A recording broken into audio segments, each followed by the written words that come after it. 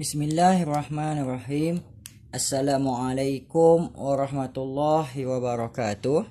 And also very good morning to all my students. So today we are going to learn on the topic of the selection in the chapter of variation. So in the chapter of variation, selection adalah satu subtopik yang penting untuk kita pelajari.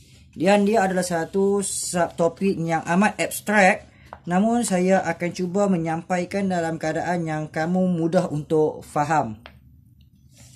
Baik pelajar sekalian, kamu dah tahu bahawa dalam continuous variation ya, kamu akan dikenalkan dengan satu graf penting, iaitu bell shape.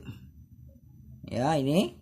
So, paksi Y adalah number of individu, manakala paksi X adalah phenotype. Contohnya kalau kita ambil satu phenotype yang berasaskan ketinggian, so bahagian ini adalah individu sangat rendah dan sebahagian sebelah sini adalah individu sangat tinggi.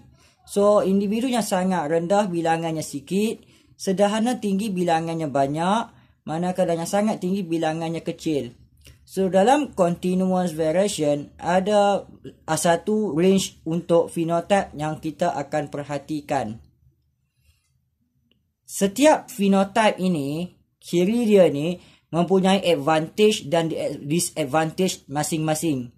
Oleh jana demikian, apabila satu masa demi masa yang panjang, kita akan dapati setiap daripada phenotype yang memberi advantage, dia akan menghasilkan satu bilangan yang banyak. Manakala phenotype yang disadvantage, dia akan menghasilkan satu bilangan yang kecil. Proses ini dinamakan sebagai selection. Selection ni berlaku untuk menghasilkan satu evolusi sekiranya dia mengubah allele frekuensi bagi satu-satu populasi tersebut. Baik pelajar, apakah yang kita namakan sebagai selection? Selection dalam variation ni adalah satu proses, a process that select or choose. Highlight perkataan choose. Memilih. Okay, a process that select or choose individu with advantages, inherited trait. So, trait yang ada advantage. Highlight perkataan advantages inherited trait to survive and reproduce at a higher rate. So, dia adalah satu proses di mana berlakunya proses memilih individu dengan trait yang ada advantage. Trait yang ada advantage ini mampu menghasilkan dua benda. Yang pertama, dia boleh survive. Survive saja tak cukup. Survive dan reproduce at the higher rate. Sebagai contoh dalam bahagian ketinggian tadi ini, sekiranya satu-satu situasi itu memilih individu yang tinggi untuk mampu adapt kepada perubahan, maka individu yang tinggi ini akan dilahirkan dengan lebih banyak dalam generasi yang berikutnya.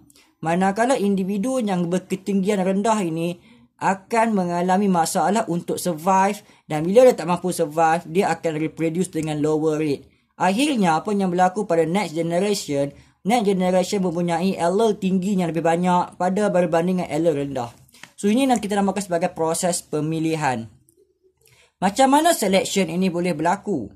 Pelajar, selection ini boleh berlaku dalam dua keadaan. Yang pertama, selection boleh berlaku secara natural, yang kita panggil natural selection. Yang kedua, selection boleh berlaku secara artificial, iaitu secara bukan secara natural.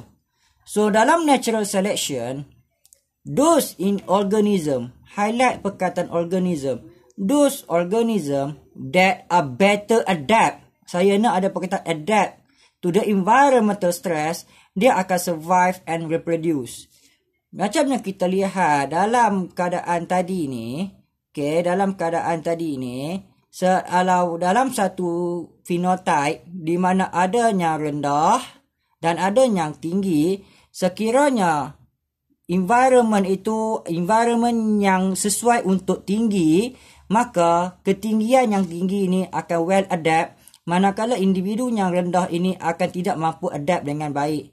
So, the organism dengan well adapt atau better adapted to environment, dia akan mengalami dua benda yang saya sebut tadi, survive and reproduce. Highlight perkataan survive dan dia akan reproduce.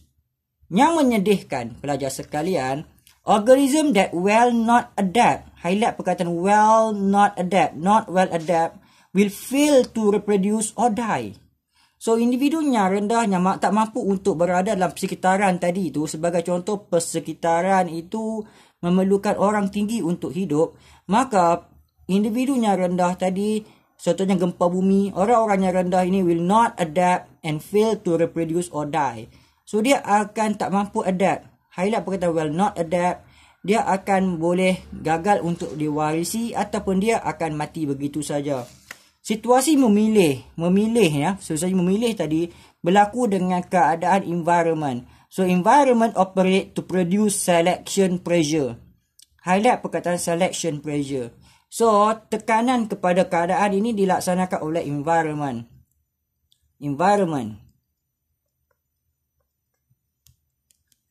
So, the adapt organism, individu yang boleh adapt tadi, will pass the favorable trait. Highlight perkataan favorable trait. Dia akan pass trait yang dia suka. Contohnya ketinggian tadi, to the next generation. What will happen after that? The frequency of the favorable trait akan increase. Meanwhile, frequency of the non-favorable trait akan decrease. So, ini akan menghasilkan evolusi apabila frekuensi of allele berubah. Baik, saya ulang sekali lagi. Natural selection ini akan memilih organism yang akan adapt kepada environmental stress. Individu yang adapt tadi akan survive and reproduce. Manakala individu yang belum adapt, dia akan fail to reproduce and die. Keadaan ini berlaku disebabkan environment dan environment yang hasilkan selection pressure. Oleh itu, organism yang mampu adapt dengan perubahan persekitaran tadi akan mampu bagi trait yang dia favor kepada next generation.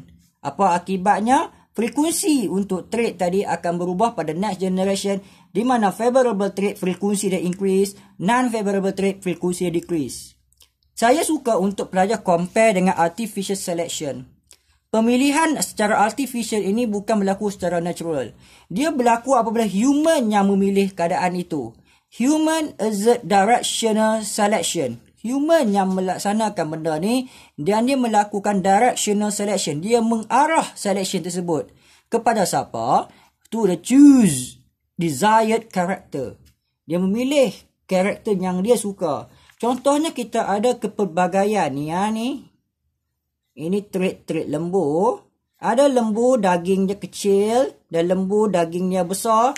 So, manusia akan melaksanakan directional selection. Akan bagi sedikit tekanan. Ni human yang bagi tekanan.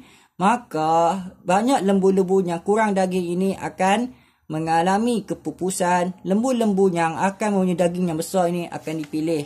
So, human exert directional selection.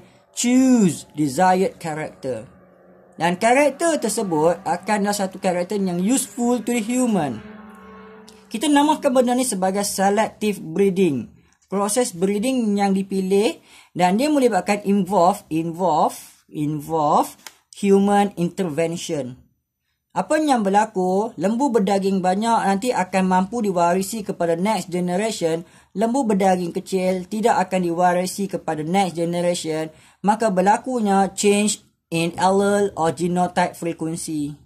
Dan change in allele and genotype frequency ini berlaku disebabkan human intervention. Dan this will give rise to the new breeds. Breeds yang human sukai. Jadi apa yang saya nak kamu tahu, ini adalah selection. Dan selection ini operated by environment. Ini adalah selection. Ini selection melibatkan human intervention.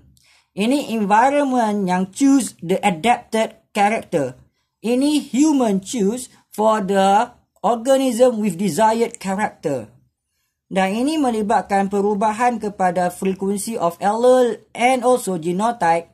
Ini juga melibatkan perubahan kepada frekuensi of allele and genotype. So, jadi kamu boleh compare kedua-dua ini dengan baik. So, kamu bandingkan dengan apa yang kamu baca daripada nota ini. So, next part kita akan lihat natural selection dengan lebih detail. So, bye student.